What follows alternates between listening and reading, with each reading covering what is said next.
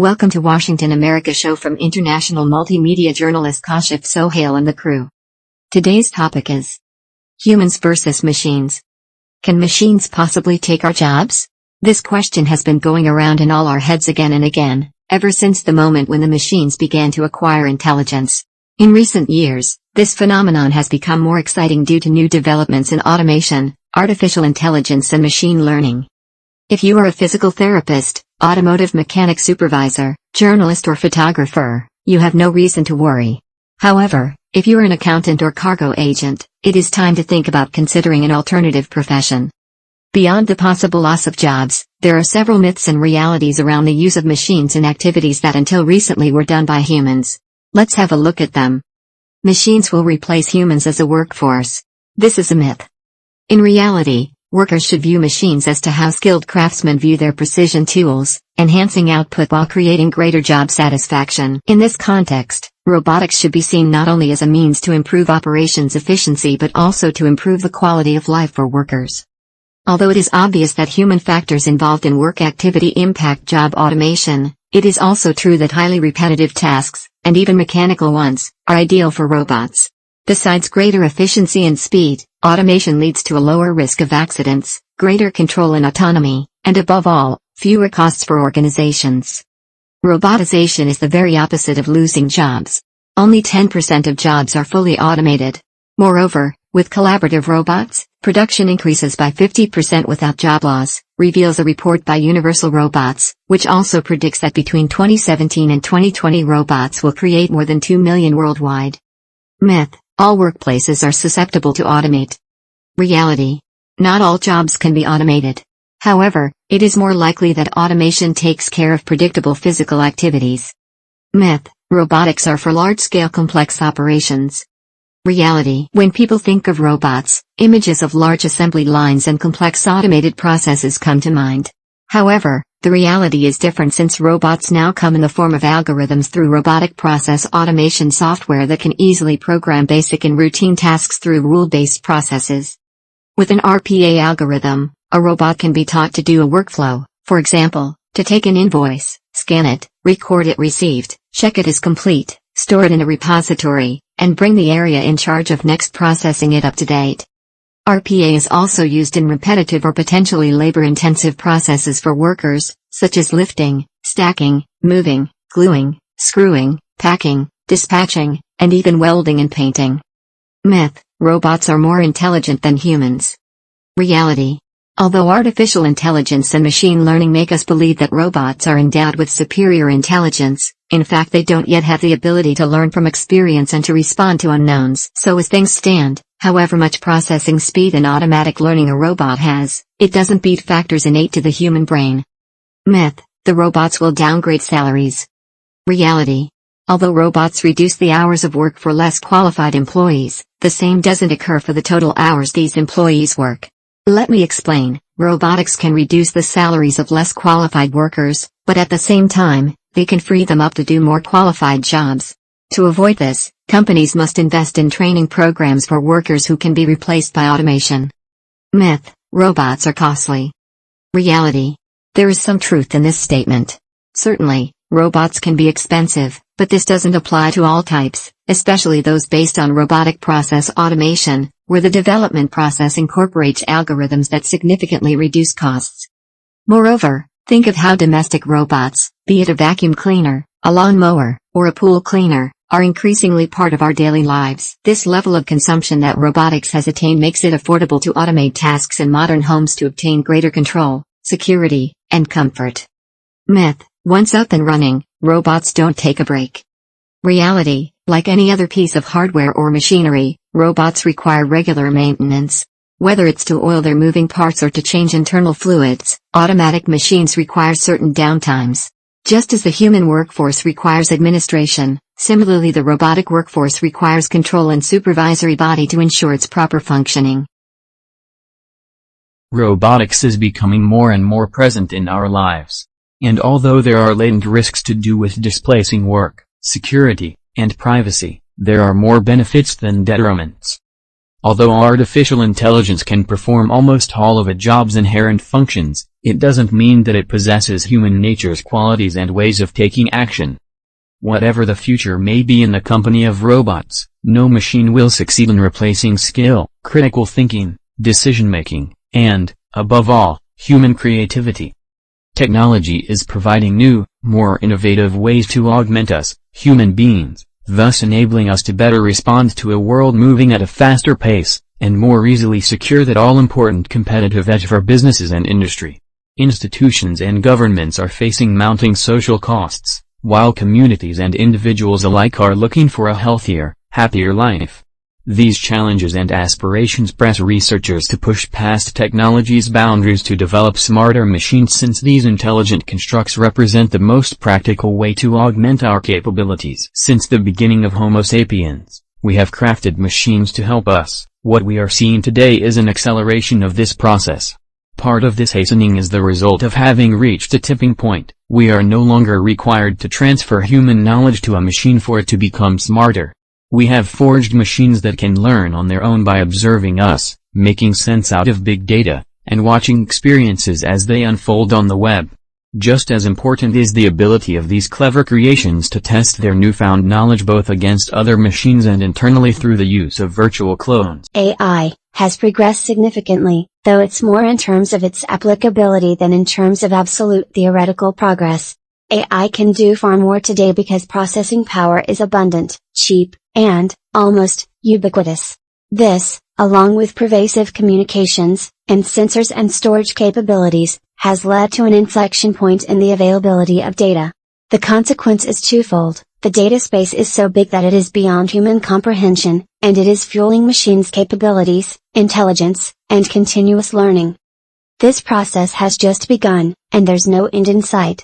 Machines have evolved beyond their clockwork origins, and are likely to surpass humans in a growing number of areas. Until now, building a better mousetrap has served to improve the human condition. We have consistently benefited from machines and have always had the power to shut them off, and sometimes we did. Consider the devastating weapons that, while immensely effective, could lead us down the path to wholesale destruction. The growing issue is the vital role played by machines, both as single entities and collectively as infrastructures, means we basically no longer have the option of just shutting them down. Think about the power grid, with hundreds of thousands of people working around the clock to ensure that it stays on. The idea of turning it off, for example for decreasing CO2, is simply no longer an option. To be sure, artificial intelligence, AI, has progressed significantly, though it's more in terms of its applicability than in terms of absolute theoretical progress. AI can do far more today because processing power is abundant, cheap, and, almost, ubiquitous. This, along with pervasive communications, and sensors and storage capabilities, has led to an inflection point in the availability of data. The consequence is twofold: the data space is so big that it is beyond human comprehension, and it is fueling machines' capabilities, intelligence, and continuous learning. This process has just begun, and there's no end in sight. Machines have evolved beyond their clockwork origins, and are likely to surpass humans in a growing number of areas. Until now, building a better mousetrap has served to improve the human condition. We have consistently benefited from machines and have always had the power to shut them off, and sometimes we did. Consider the devastating weapons that, while immensely effective, could lead us down the path to wholesale destruction. The growing issue is the vital role played by machines, both as single entities and collectively as infrastructures, means we basically no longer have the option of just shutting them down. Think about the power grid, with hundreds of thousands of people working around the clock to ensure that it stays on. The idea of turning it off, for example for decreasing CO2, is simply no longer an option. Surgery is becoming progressively robotized, and medical diagnostics have become fully machine-dependent. Automated machines today manufacture drugs. Pulling the plug on these operations would have dire consequences for thousands, if not millions of people worldwide. Yet, we can still claim that we are using machines as an extension of ourselves, leveraging them as stronger, faster, and cheaper hands. Because of this, humans still triumph over the machine, but it is up to us to decide where we go from here. More recently, machines have risen to become more than merely our augmented hands. They are now beginning to amplify our cognitive capabilities. It's subtle, but it is happening. Most of us have a symbiotic relationship with our smartphones. But how often do you really use it to call other people? More often than not, we're using our devices to call machines. Need help reaching a destination? Let your smartphone show you the way. Want to impress your guests by cooking a gourmet dinner? Get out your smartphone and look for a recipe. Feeling awkward? The smartphone can check your pulse, face color, and other health cues, and then offer advice. These are but a few examples of how we're starting to engage with machines, but the list is growing rapidly. In the coming years, we can expect more people to have a digital doppelganger flanking them. On one hand, this twin will be a digital mirror allowing for monitoring of any telltale signs of health problems. On the other hand, it will take on a life of its own in cyberspace, becoming a repository of our existence, a sort of black box that can be queried at will. It could even become a means of simulating the next steps, whether in business, education, health, or even entertainment, allowing us to determine the best path forward. Extending our sphere of knowledge by using machines as tools is a grand idea, as long as we're on the winning side. But are we truly still in command of our intelligent machine creations? If the answer to this is no, we may find that we have a lot to lose. That human jobs are being lost to machines is nothing surprising or new.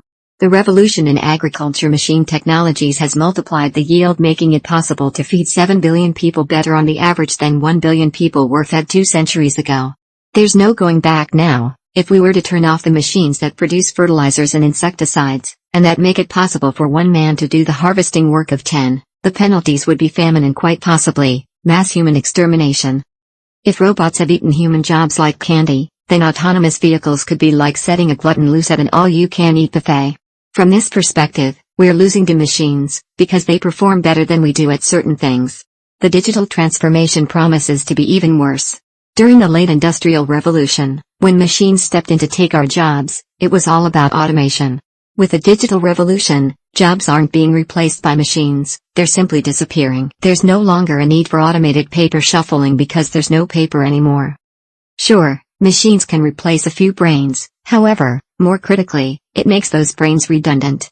A world permeated by machines performing in the knowledge space, a world customized for machines, is quite different than the one we know now. The corollary is that we lose along several fronts, and they win. But hang on a second, it's clear that in such a world, we would lose, but doesn't winning require some sort of awareness or sentience? Would a machine ever be motivated by winning to pursue a strategy that would allow them to do so? It might seem far-fetched, but we're now seeing the first examples of this motivation, leading machines to devise strategies for winning on their own.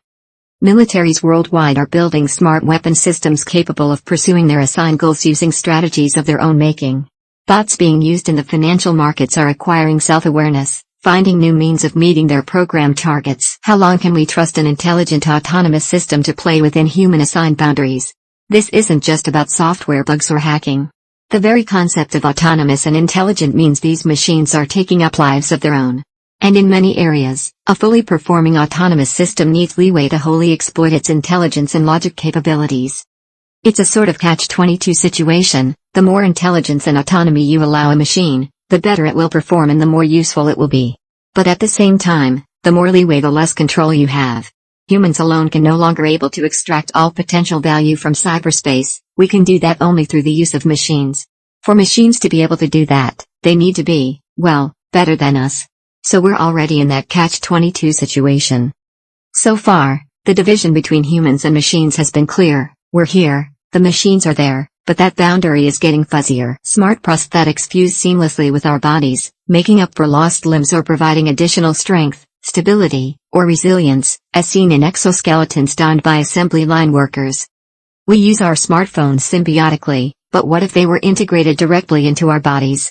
Think a smartphone in the form of a contact lens capable of transparently delivering augmented reality images straight to the brain. Think it sounds like science fiction? Think again.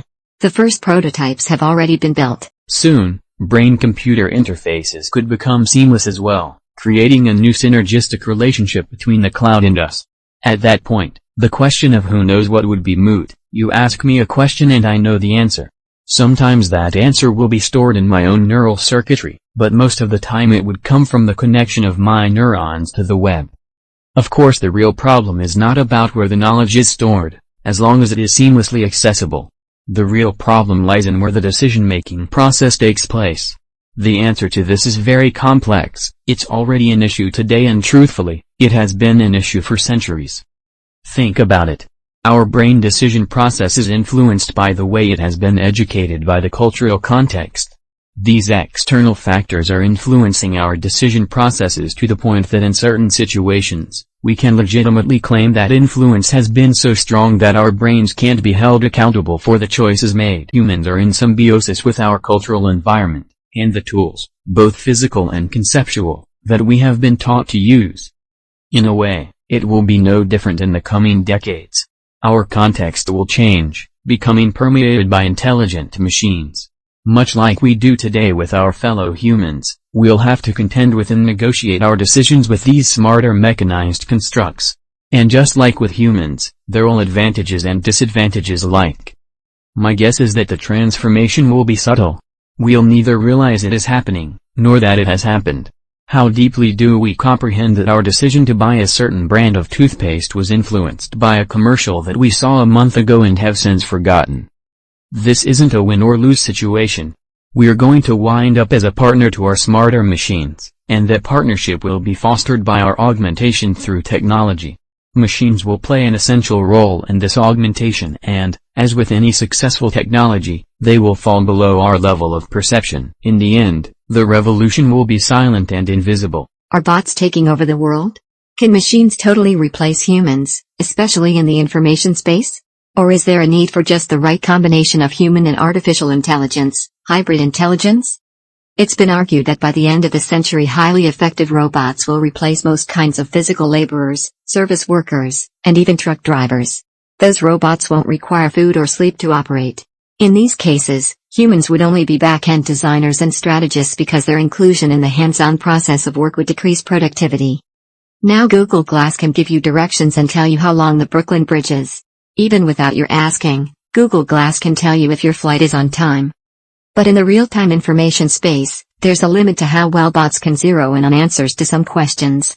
That's where human intelligence can help, complemented by the speed, accessibility and accuracy that technology can provide. The robust answers users demand rely upon a perfect mix of human and artificial intelligence, let's call it hybrid intelligence.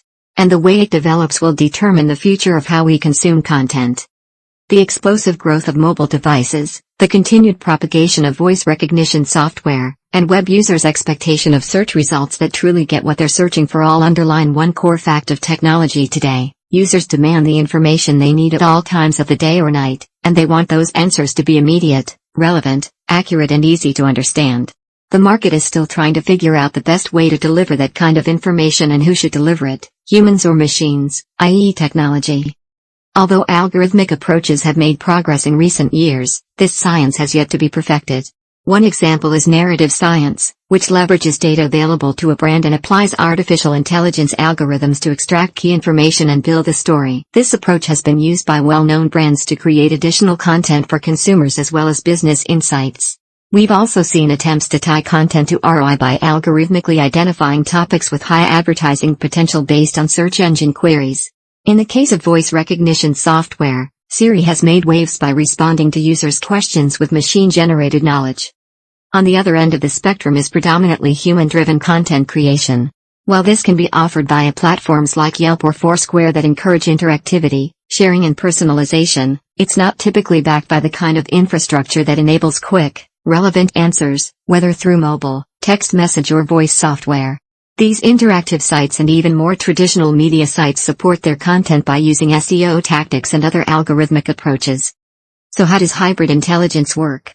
Because the algorithms of search enable immediate results, platforms can use algorithms to their advantage, optimizing SEO in order to drive content higher in search results. From there, users can access not just lists of addresses, available products or services, and prices, but user-generated or expert-written content that offers the personalization they want and acknowledges nuances in their original queries.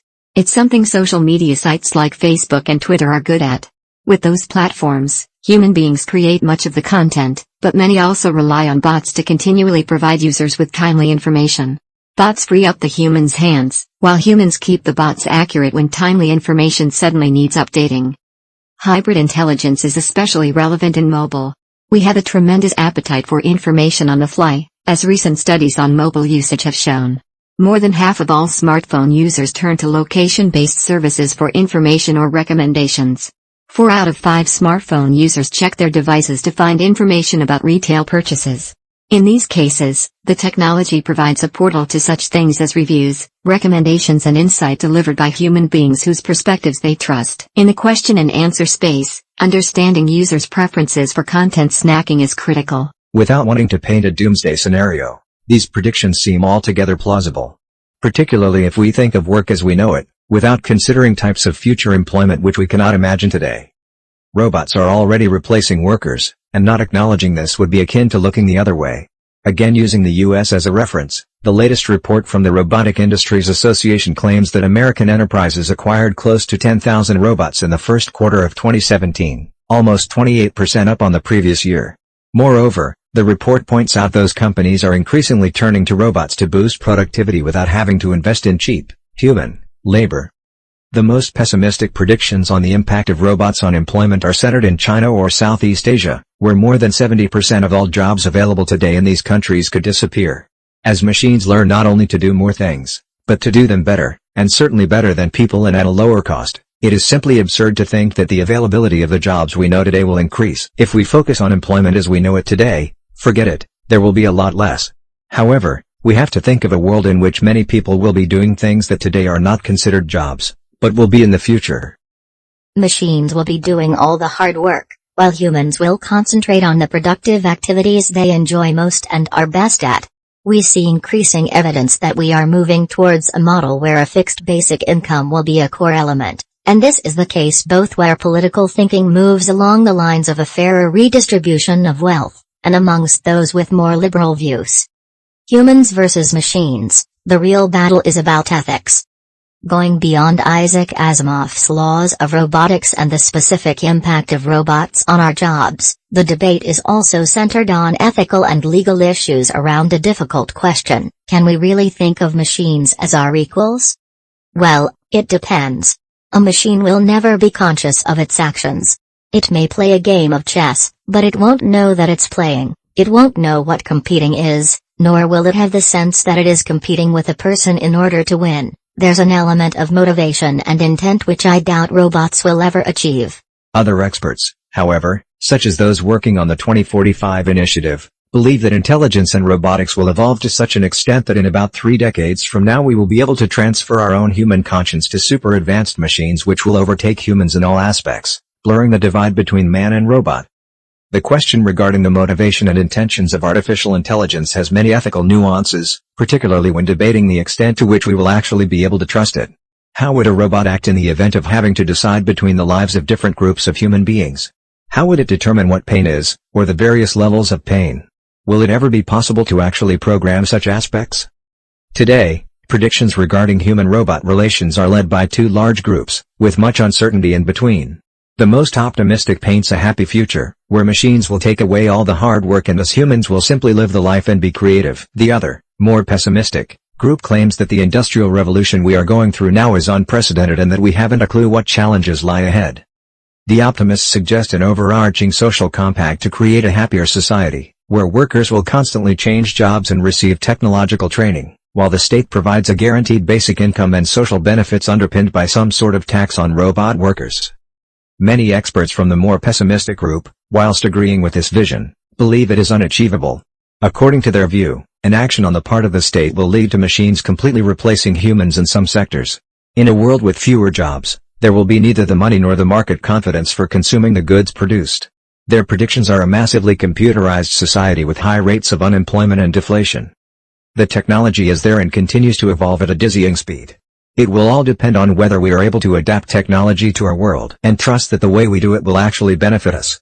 Technology is providing new, more innovative ways to augment us, human beings, thus enabling us to better respond to a world moving at a faster pace, and more easily secure that all-important competitive edge for businesses and industry. Institutions and government are facing mounting social costs, while communities and individuals alike are looking for a healthier, happier life.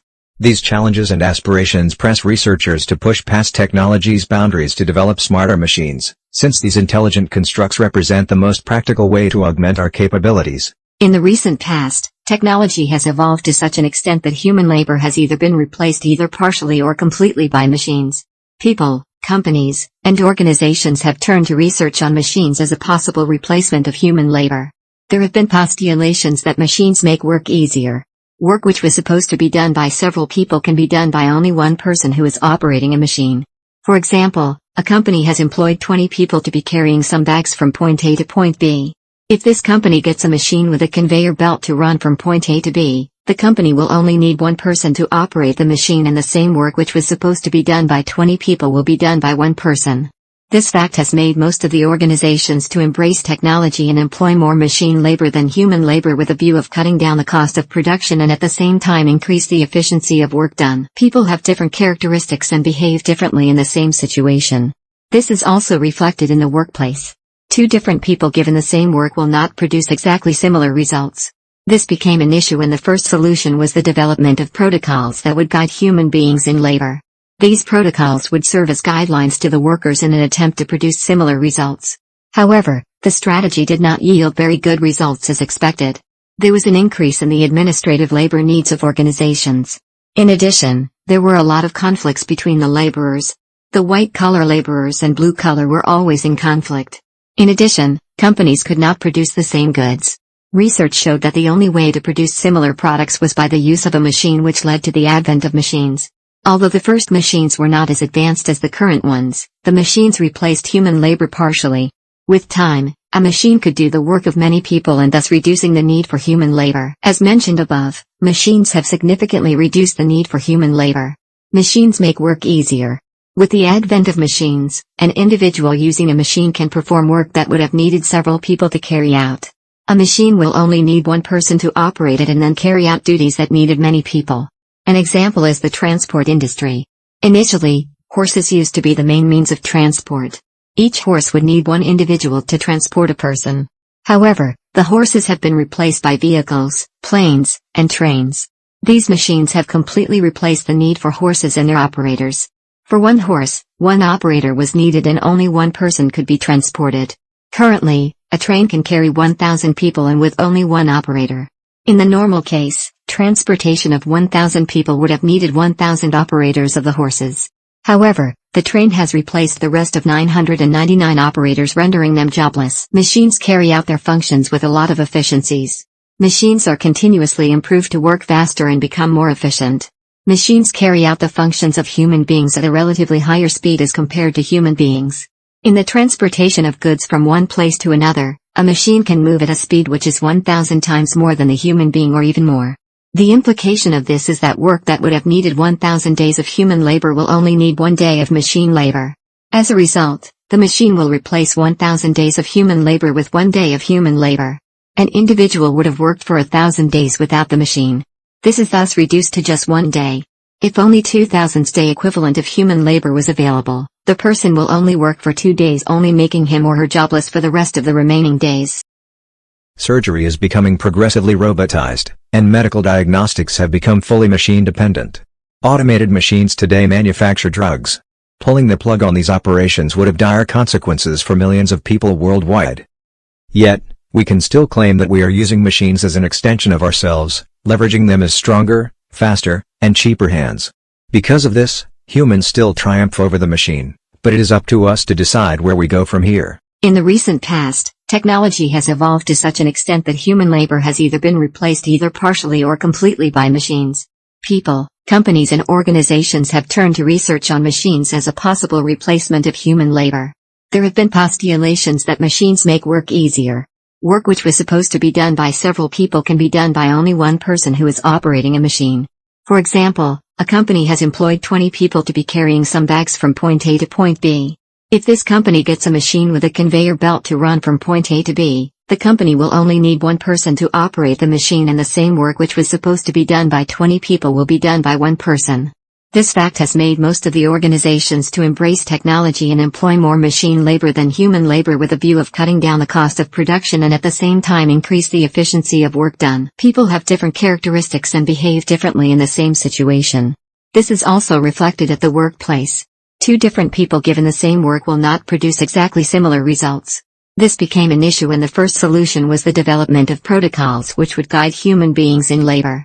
These protocols would serve as guidelines to the workers in an attempt to produce similar results. However, the strategy did not yield very good results as expected. There was an increase in the administrative labor needs of organizations. In addition, there were a lot of conflicts between the laborers. The white-collar laborers and blue-collar were always in conflict. In addition, the companies could not produce the same goods. Research showed that the only way to produce similar products was by the use of a machine, which led to the advent of machines. Although the first machines were not as advanced as the current ones, the machines replaced human labor partially. With time, a machine could do the work of many people and thus reducing the need for human labor. Machines make work easier. With the advent of machines, an individual using a machine can perform work which would have needed several people to carry out. A machine will only need one person to operate it and then carry out duties which needed many people. Replacement of human beings with robots. Part of the functions of human beings has been replaced by machines and robots. In some cases, the functions of human beings have been replaced completely. For example, in the transit of goods and production from one section to another has been replaced completely by the robots. These robots are able to move the goods at a very high speed from one region to another without any delays. The machine will work without fatigue and thus can work for even 24 hours per day. Some of the robots will need the input of human beings as a controller while others will not need such a controller. Depending on whether the robot needs human control or not, there can be a complete replacement or partial replacement. Robots which need some human control are better because they do not replace completely the human labor. However, some machines and robots will replace humans completely since they need no human input in their running. They are just programmed and thus run without needing any input from human beings. There are however some instances in which human labor is very essential. An example is a medical field. Although there have been a lot of advances in medicine, it has become almost impossible to replace human labor with robots. In the diagnosis, the robot cannot accurately make a diagnosis. Even with advancement in technology in the medical field, there is no machine that is intelligent enough to carry out the functions of the doctor. Thus, although the machines are taking over most of the human functions, there are some of the functions which the machine cannot perform. Human beings have an advantage than a robot in that they are intelligent. Human beings are able to think and adjust according to the situation. For example, during an operation, a human being is able to feel the force of pulling a suturing thread and estimate the need for applying more or less energy. However, a robot can easily cause damage because it does not have the feedback mechanism which human being has made it not appropriate for the performance of the specific functions which need a lot of intelligence. Human beings can look at a situation and think about the best way forward. However, a robot or a machine will perform a certain duty in the same manner in all the cases, making it not very appropriate for tasks that need thinking. Machines have very many advantages as compared to humans. First, machines perform work faster than human beings. Machines have very high efficiency and they perform certain tasks at a faster rate than humans. A machine can perform work in which human beings can take 1,000 days in one day. This makes it efficient for the performance of most of the duties, especially where the time is a limiting factor. An organization will employ machines that will enable it to produce a lot of goods or services within a short duration of time. With a machine, an organization will be able to beat all the deadlines and ensure that there are no delays to its customers. Machines have an advantage that they do not get exhausted. As opposed to human labor, most of machines can work for a full day without getting fatigued. This makes them be able to perform tasks that need to be performed throughout. For example, a lift can work for 24 hours without getting exhausted. This makes it appropriate for use in the buildings. If it were a human being, he or she would not be able to withstand the work and would eventually lose control. A machine is also not governed by the laws of labor concerning its working hours as opposed to the human beings who will only work for 8 hours per day and any hour above that will be paid as overtime. Machines will not have overtime. Machines are not paid. Although their acquisition is very expensive, they do not need to be paid a salary or a wage. They do not need allowances like human beings. This makes them very cost-effective. The money which the organization would have used as salaries forms part of the profit. The organization reduces its cost of production by a high percentage as the machines will replace the need for human labor and thus making it cheap for the organization to operate. The only expenses for the machines are its acquirement and its maintenance, which is far much less than what would be the cost of paying employees if they were the ones working. Machines are able to products which are similar. A machine will operate in the same way and will not vary with time.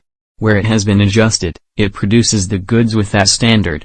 This is very important, especially in mass productions where the organization needs to produce a lot of goods which are similar to one another. It makes it easier to test the quality of the goods since just a sample is needed and it acts as a representative of the rest of the products. The sample is a true representation since the machine produced goods that were all the same.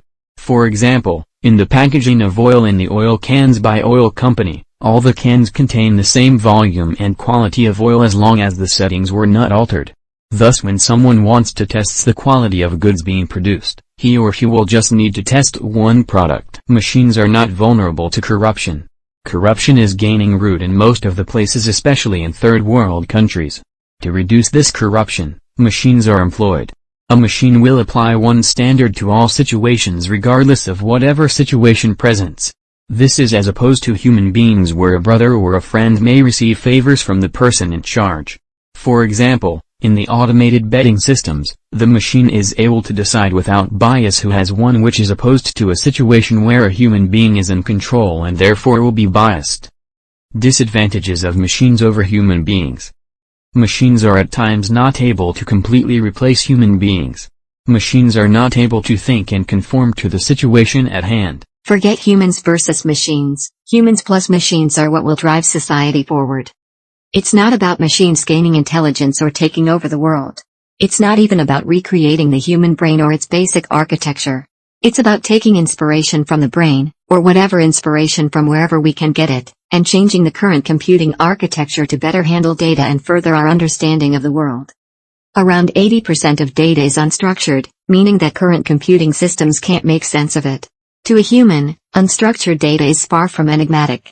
Yet analyzing unstructured data is far from a theoretical problem. IBM hopes to make sense of medical images with cognitive computing.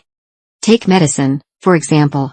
In a single lifetime, a person can generate over 1 million gigabytes of health-related data, mostly in the form of electronic records and medical images. Multiply this by our current population, and the secret to well-being may be hidden among this data. Currently, the basic unit of computer computation, the silicon chip, relies on the same outdated computational architecture that was first proposed nearly 70 years ago. These chips separate processing and memory, the two main functions that chips carry out, into different physical regions, which necessitates constant communications between the regions and lowers efficiency. Although this organization is sufficient for basic number crunching and tackling spreadsheets, it falters when fed torrents of unstructured data, as in vision and language processing. Scientists are also taking inspiration from the brain to work towards smarter algorithms. A Japanese robot Pepper communicates with people in natural language by tapping into IBM Watson's database. People want to know why a computer makes one decision or another before they trust them. Commuters, for example, want to know why a driverless car suddenly stops in the middle of the road, or ventures onto an unusual route. We fear what we don't know, and that's a problem for adopting new technology. Currently, algorithm-generated representations are very difficult for humans to grasp, and their train of reasoning is hidden behind millions of computations. Progress in natural language processing will help with this. The black box nature of deep learning algorithms also imposes a magical creative quality to the field. We're all experimentalists, conceded the experts. The field mostly moves forward via human intuition. If it works, the scientists turn around and try to figure out the underlying theory. Robonaut, the first humanoid robot in space engineered by NASA and GM. The highly dexterous robot helps with everything from housekeeping to detecting ammonia leaks. It's a great example of human and machine synergy. Human intuition drives machines forward, and machines in turn augment human intelligence with interpretable data. We're building sophisticated, autonomous, and intelligent systems that are extensions and collaborators of ourselves. Our boss Dr. Kashif, and we'll appreciate it if you'll share the video.